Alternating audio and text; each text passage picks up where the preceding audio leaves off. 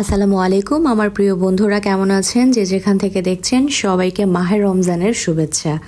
পেঁয়াজু ছাড়া আমাদের বাঙালিদের, বিশেষ করে আমাদের বাংলাদেশের ইফতারের যে ভাইব সেটা কিন্তু একদমই পূরণ হয় না। তাই আমি আজকে পাটায় বেটে একটা অথেন্টিক স্টাইলে পেঁয়াজু বানিয়ে দেখাবো।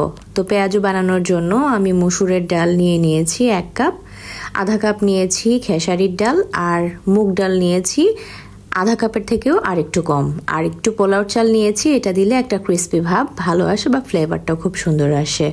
খুব ভালো করে এগুলোকে ধুয়ে নেব এবং ধোয়ার পরে যেদিন বানাবো তার আগের রাতেই কিন্তু এটা আমাকে ভিজিয়ে রাখতে হবে।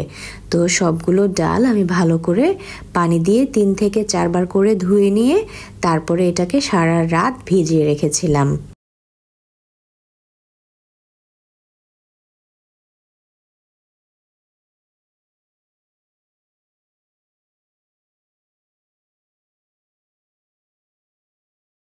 সকালবেলা ঘুম থেকে যখন ঢাকনাটা খুললাম, দেখুন ডালগুলো ফুলে কিন্তু অনেকটাই বড় হয়ে গেছে, মানে আরও পরিমাণে বেশি হয়ে গেছে। তো এই ডালগুলোকে আমি আরও একবার ধুয়ে নেব। ধোয়ার পরে পাটায় চলে যাচ্ছি। পাটায় কিছু আমি বেটে দেখাবো, আর বাকিটা আসলে আমি একটু ব্লেন্ড করে রাখবো। তো পুরোটা আসলে পাটায় বেটে রান্না করাটা এই মুহূর্তে সম্ভব না, তাই আমি অর্ধেকটা পাটায় বেটে নিচ্ছি, আর বাকিটা আমি ব্লেন্ডারে ব্লেন্ড করে নেব, সেটাও দেখিয়ে দিচ্ছি।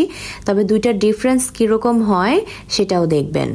পাটায় বাটা শেষ হওয়ার পরে আমি চলে যাচ্ছি ব্লেন্ডারে। বাকি যে ডালটুকু ছিল সেই ডালটুকু আমি ব্লেন্ডারে এটাকে ব্লেন্ড করে নিচ্ছি। আসলে গ্রাইন্ডারে ব্লেন্ড করা হয়েছিল, আর এটাতে সামান্য একটু পানি আসলে না দিলে এটা খুব ভালো মতো কিন্তু মিক্সারে মিক্স হতে চায় না, তাই সামান্য একটু পানি দেওয়ার কারণে এটা কিন্তু একটু নরম হয়ে যায়।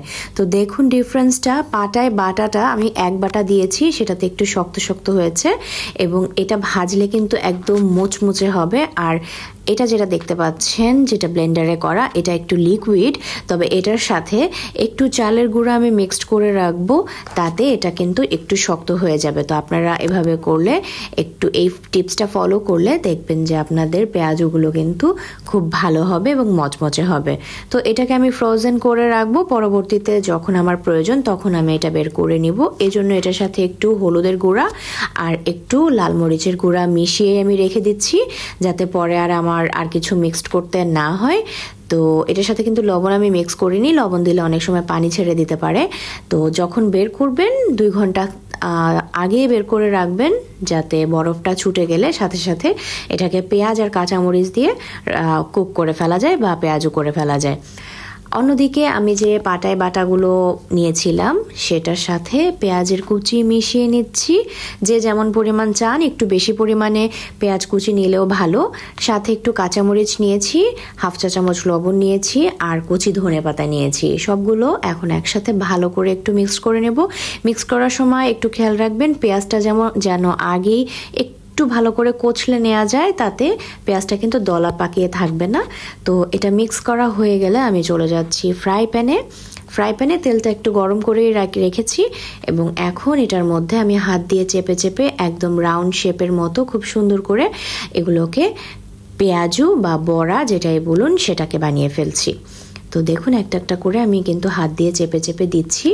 তো এইভাবে করে যদি পেঁয়াজু বানান তাহলে কিন্তু একদম অথেন্টিক একটা টেস্ট আপনারা পাবেন, কারণ আগের দিনে কিন্তু আমাদের মা খালারা এইভাবেই আমাদেরকে পেঁয়াজু বানিয়ে খাওয়াইছে।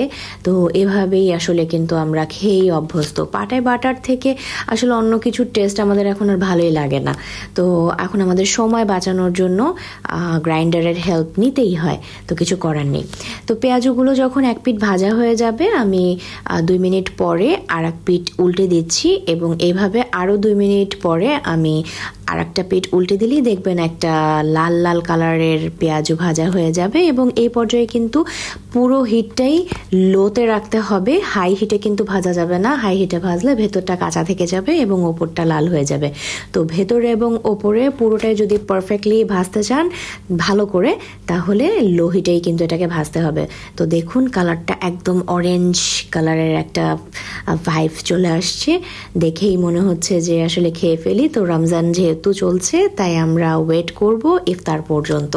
তো এক এক করে আমি তেল থেকে উঠিয়ে নিচ্ছি এবং বাকি যে পেঁয়াজুর যে ইয়াটা আছে, গোলাটা আছে, সেটাও ঠিক সেমভাবে প্রথমবার আমি যেভাবে দিয়েছি ঠিক সেমভাবে পরবর্তী খোলাও আমি একইভাবে ভেজে নিচ্ছি। তো এভাবে যদি আপনারা বাসায় একবার ট্রাই করেন দেখবেন অনেক মজা হয়। জানি পাটায় বাটা আসলে অনেক ভেজাল, অনেক বেশি সময় লাগে, পরিশ্রমও অনেক বেশি, কিন্তু আসলে ভালো কিছু খেতে হলে তো আমাদের একটু কষ্ট করতেই হবে, তাই না?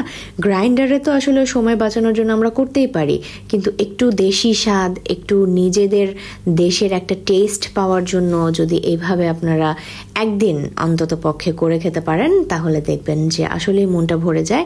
আর এরকম পেঁয়াজু খেতে ইফতার ছাড়াও যে কোনো সন্ধ্যার স্ন্যাক্স হিসেবে অথবা গেস্ট আসলেও কিন্তু এরকম পেঁয়াজু আপনারা বাসায় বানিয়ে ফেলতে পারবেন খুব ইজিলি। তো আশা করি আজকের রেসিপি আপনাদের ভালো লেগেছে। যদি ভালো লেগে থাকে অবশ্যই আমার চ্যানেলটিকে ফলো করে রাখবেন। ভালো থাকবেন সবাই, আল্লাহ হাফেজ।